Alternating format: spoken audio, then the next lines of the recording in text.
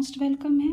तो आज की इस वीडियो सीरीज़ में हम एसएससी जीडी 2023-24 का प्रैक्टिस सेट नंबर 21 करेंगे, जिसका पहला क्वेश्चन होगा भारतीय क्रिकेट खिलाड़ी सर्वाधिक अंतर्राष्ट्रीय क्रिकेट मैच खेले तो किसने खेले हैं। उत्तर होगा सचिन तेंदुलकर ने खेले हैं और उन्होंने कुल 664 मैच खेले हैं, जिसमें से उन्होंने 463 ओडीआई मैच खेले हैं, 200 टेस्ट मैच खेले हैं। उनका 200वां टेस्ट मैच वानखेड़े स्टेडियम में रहा और उन्होंने एक T20 मैच साउथ अफ्रीका में खेला है। इन्होंने ओडीआई में शतक 49 सेंचुरी लगाई है। टेस्ट मैच में इन्होंने 51 शतक लगाए हैं।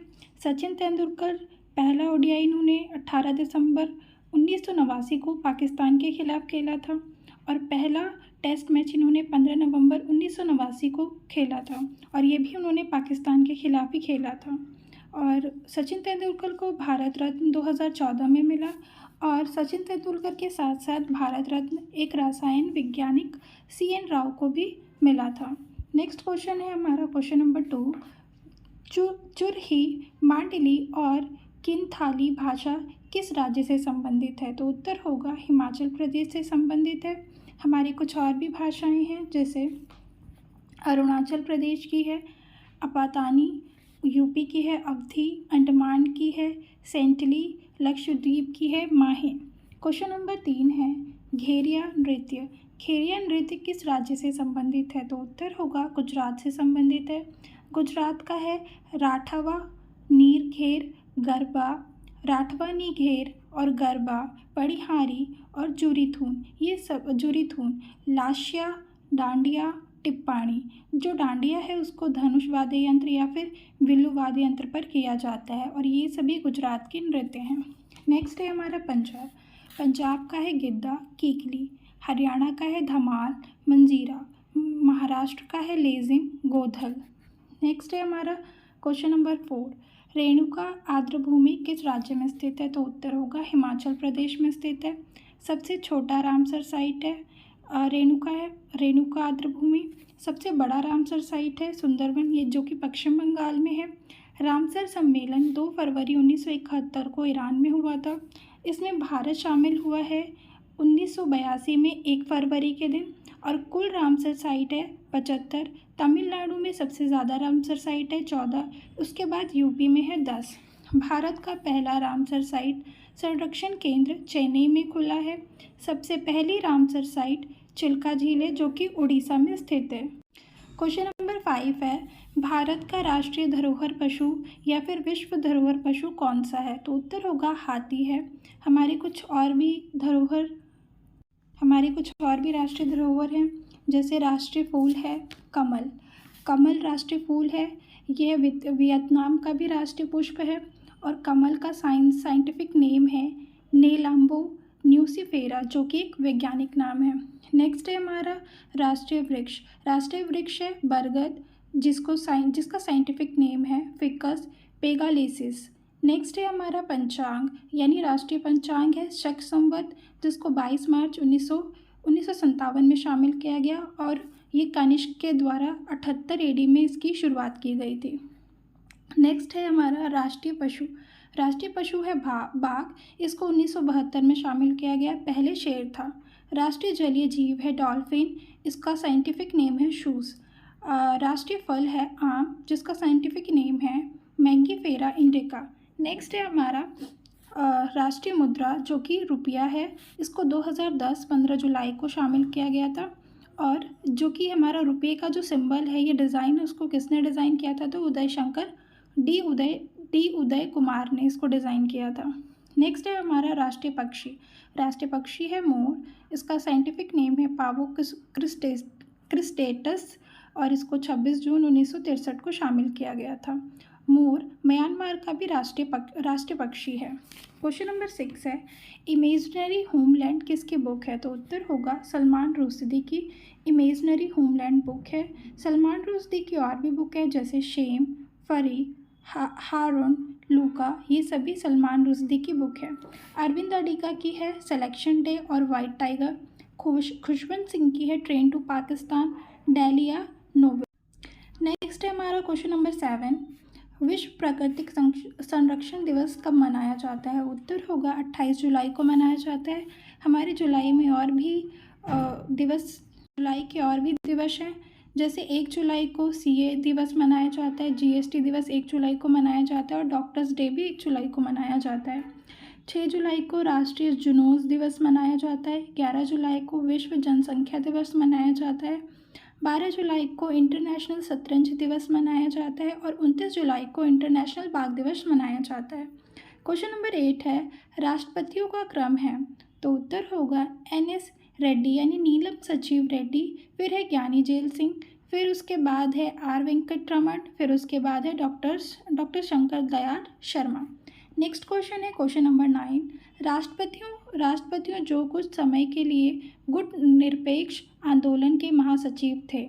ऐसे कौन से राष्ट्रपति हैं जो कुछ समय के लिए गुट निरपेक्ष आंदोलन के महासचिव भी थे? तो उत्तर होगा ज्ञानी जेल सिंह। ज्ञानी जेल सिंह ये पंजाब के भी CM रहे हैं।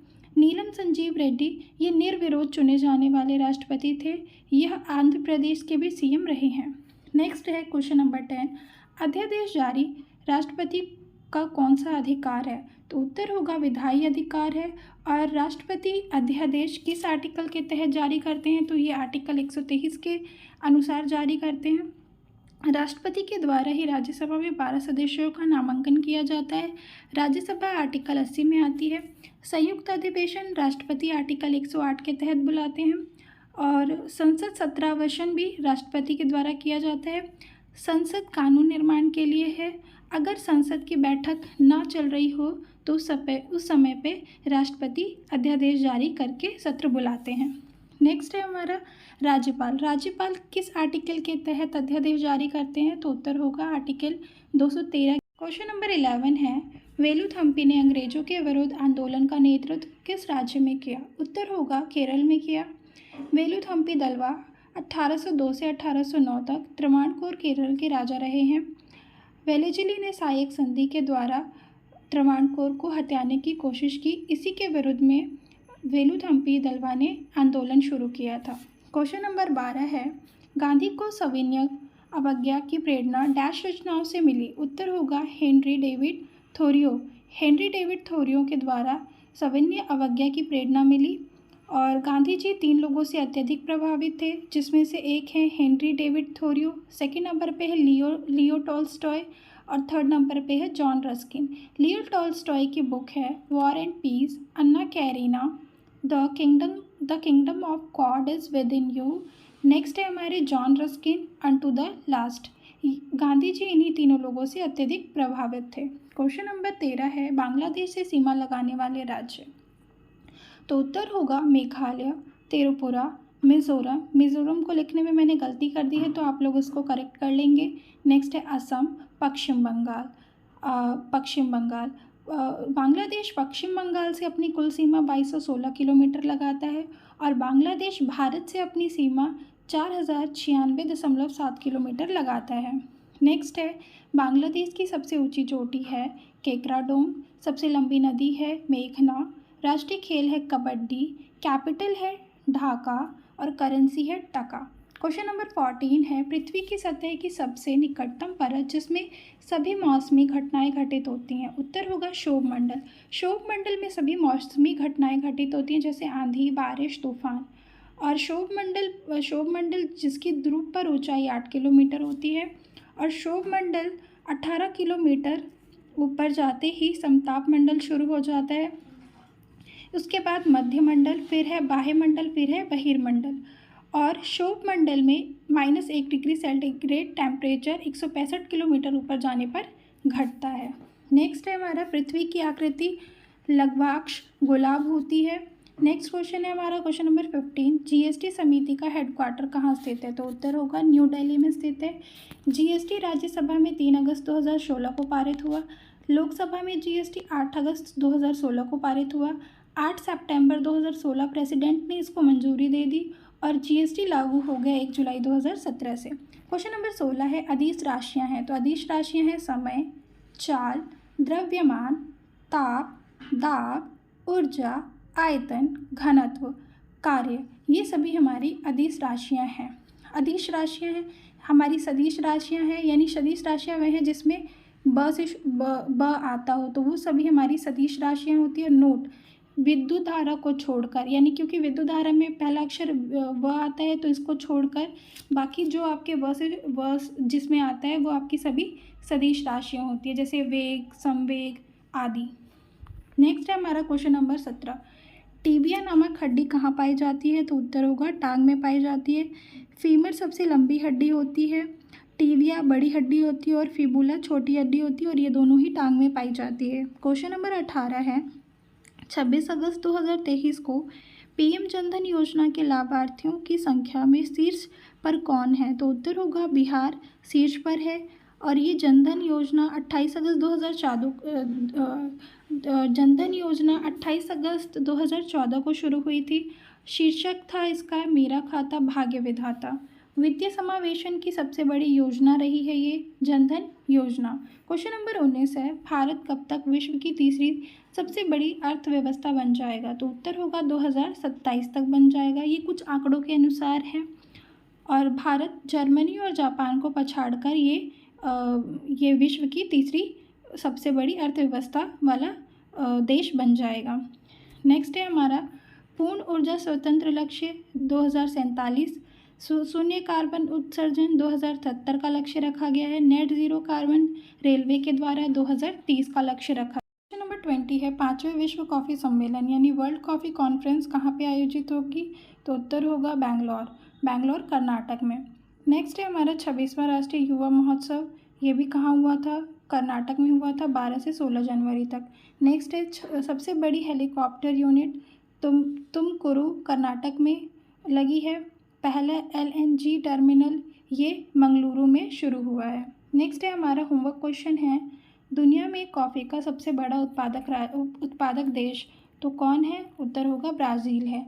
आई होप आपको आज की ये वीडियो सीरीज़ पसंद आई होगी। अगर आपको ये रिवीजन सीरीज़ पसंद आ रही है तो चैनल को लाइक करें, सब्सक्राइब करें और कमेंट करें और आपको इसकी PDF स्टडी विद PR के टेलीग्राम चैनल पर मिल जाएगी। तो आप स्टडी विद PR चैनल को ज्वाइन करें। Thank you.